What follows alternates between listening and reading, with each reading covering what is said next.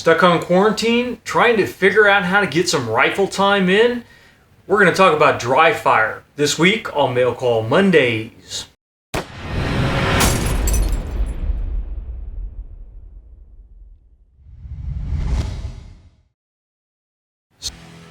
Mail Call Mondays is brought to you by MDT. If you need a chassis system for your precision rifle, check out mdttac.com. Welcome to another Mail Call Mondays, and this Monday we are going to talk about dry fire. And as you notice here, I am not in the studio. I'm actually sitting here in my living room. The kids are out of school. The dogs are wandering around, so there may be a little bit of chaos in the background, but we'll deal with it as we need to. So, with the current state of things, there's a lot of limited travel, a lot of limited interactions, so a lot of ranges are closed down. Now, the state of things through most states here in the United States is gun stores are still open.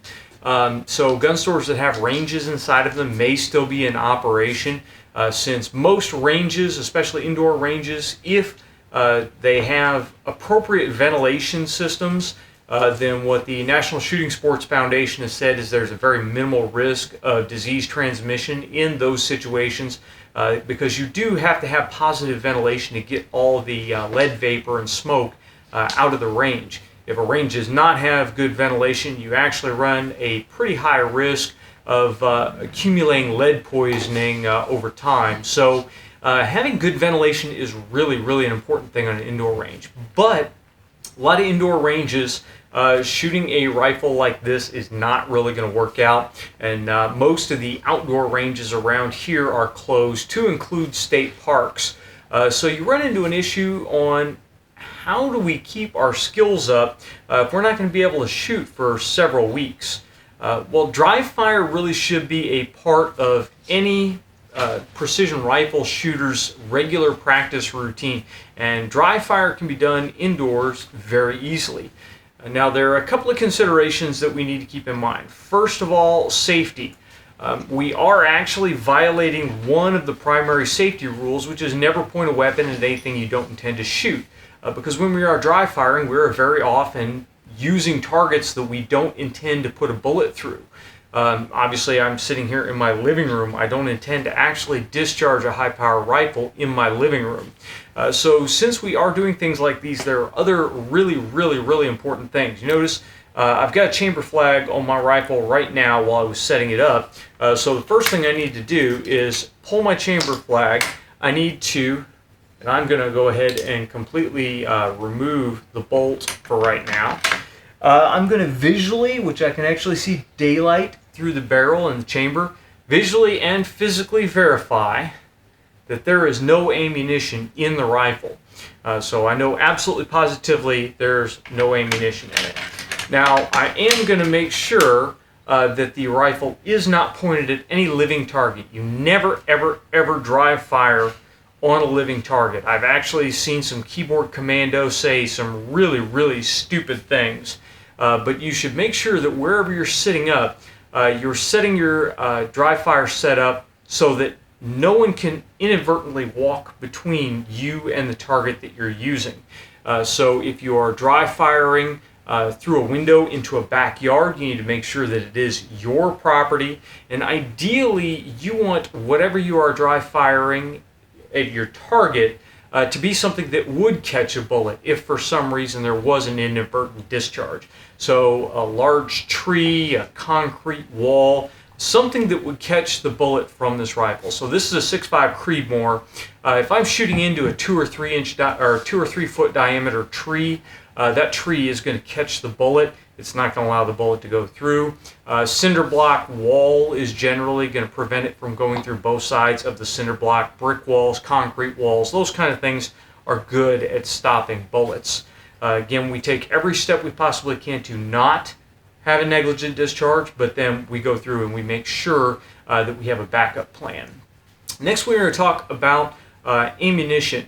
Now, you do not need snap caps to dry fire. This is a Remington 700. Most of the centerfire actions that we use for competition, you can dry fire perfectly fine without any snap caps, anything at all actually in the rifle.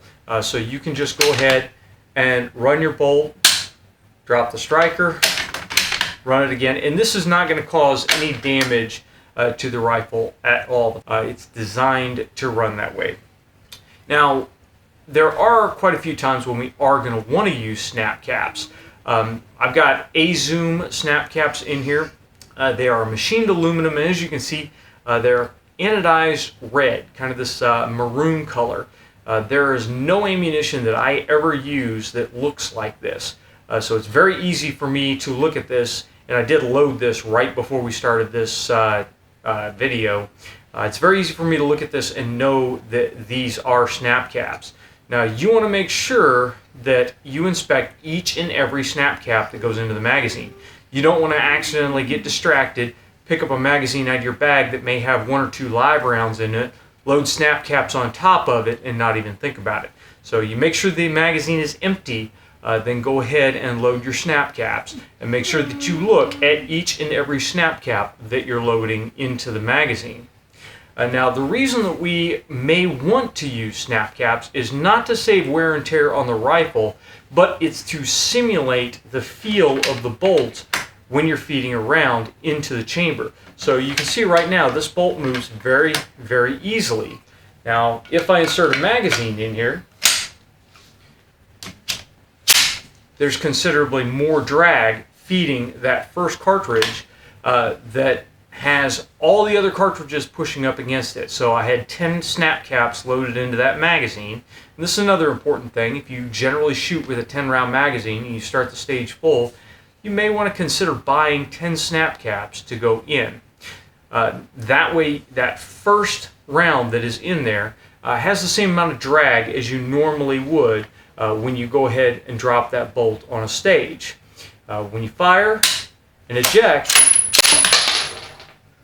the cap is going to eject just like it normally would, which also will check function on the rifle to make sure that the rifle is ejecting cartridges properly.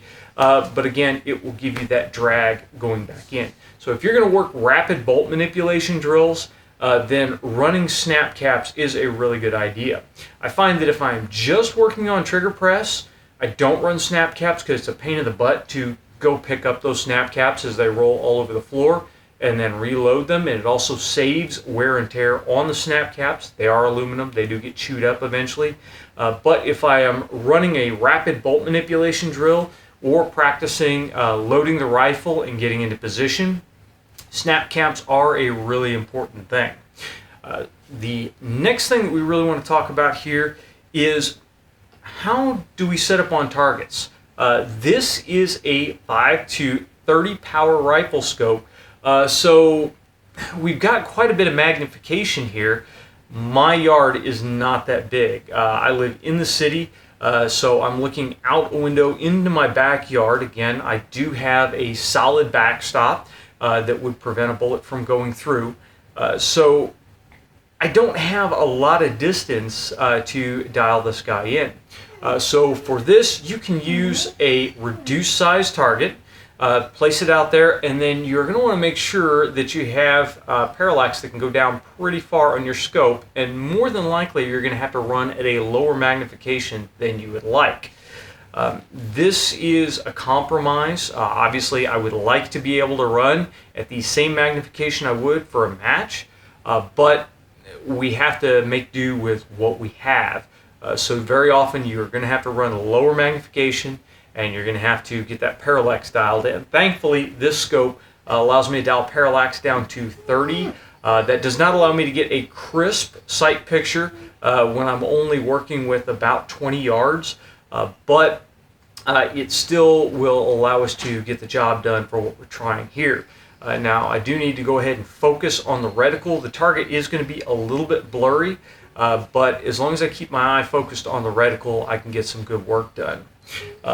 Bunch of other things that we can do with the setup that we have here. You notice that I have a quiver on the side here, so it's very easy to take my cartridges and load them in the quiver, and then I can practice stripping these guys from the quiver and throwing them in to the loading port. Obviously, I'd need to put an empty magazine in if I was going to do that, but that is another thing I can practice. I'm set up here on a tripod. This is a Really Right Stuff tripod, and it is one of their Arca clamps.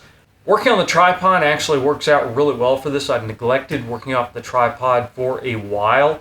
The Really Right Stuff tripod allows me to get a really wide base and really get the rifle stable on the tripod. So I do have a lot of options to go ahead and work on this.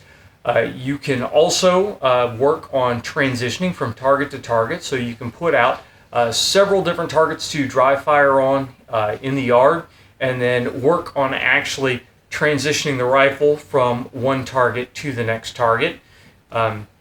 You can work on dialing. It's not exactly ideal because you won't know if you hit, but if you set up reduced size targets and you imagine that they are at different ranges, then you can practice transitioning from one target to the next target, dialing your dope on, getting back into position, firing, and cycling the bolt. So there is really a lot that you can do, even though you're trapped inside, even though you are not allowed to actually go out to a regular rifle range and get some work done. So I'm kind of stuck in the same situation you guys are in, where I need to find some ways to keep my training up while I'm indoors. So hopefully that gives you a couple ideas with the long guns, what we can do, how we can still go. Now, what I would suggest is when you go into a dry fire training session, pick one skill. Just decide, I'm going to work on this one skill today. Set up your drills to run that one skill. You can set up drills to work off of a chair as a barricade. You can set up working off the tripod. You can set up working prone. You can practice just starting from a standing position, mag out, bolt back like we normally do, dropping into the prone, getting the gun up and running, and burning through 10 shots. So there's a ton of stuff you can do, but I recommend you pick one thing, work that session on that one thing, keep maximum focus on what you are doing for that one skill, and then stop and put things away. With dry fire, first of all, we don't want to lose our focus, because with our focus, we're getting the most we possibly can out of the drill. Secondly, with dry fire, it is very important that we not stop things, walk away from the gun, come back, and pick up where they were. While I'm here in front of this gun, I've cleared it. I've made sure that I have no live ammo in the gun. I know what the condition of the gun is. If I stop and walk away and then come back, I cannot be sure what the condition of the gun was. So then, for safety's sake, I need to go back through, clear everything out, take all of the cartridges back out of my magazine, reload the magazine, and get back into it. So if something prevents you from flowing through your practice routine and causes you to break it, you have to go take a phone call, have to go see what the kids are doing, you have to go let the dogs in, something like that, then you really need to go back through and do those safety checks again. That's very, very important. Most of the time where you have a negligent discharge, you hear somebody say, well, I thought the gun was unloaded. I don't think the gun is unloaded. Make sure that it's unloaded. So safety really is paramount when we do this stuff. We don't want to cause greater problems. So once you get done with your routine, clear everything out, take your snap caps, your practice ammo, and store them completely separate from your live ammo. Make sure you put them somewhere you can locate them, but store them separate from your live ammo. You just really don't want that stuff mixed up back and forth. And again, the whole snap cap thing, these are really expensive. These are actually 6mm snap caps. Even though this is a 6.5 Creedmoor rifle, I went ahead and bought the 6mm caps because they work in the 6.5, and later on, if I get a 6mm Creedmoor, they will work in the 6mm Creedmoor. With 308s, the same kind of thing applies. You can get 243 snap caps that are going to work in 243, 260, and 308. So if you go with the smaller ones, they will work with larger ones. There are quite a few other calibers out there that are cross-compatible like that. But if you get the smaller tip, then they work in other things. You can use empty cartridges or cartridges that you have loaded with no powder and no primer as snap caps to give you that same drag out of the magazine. If you are running cartridges with no bullet in them, then very often you'll hang up on the feed lips and you'll cause all kinds of malfunctions. If you are running cartridges that you have put a bullet in with no powder and no primer, I would suggest that you make sure you use a bullet that you do not normally use in your loaded ammunition. So if, for instance, you always shoot ELDMs that have the red tip on them, then I would suggest looking at something like the Sierra tipped Match Kings that have green tips. Maybe go borrow some old soft tips from some of your hunting buddies and see if you can load those up. Dinah is now sick of this and wants some attention. Sit. Sit. Down. Down.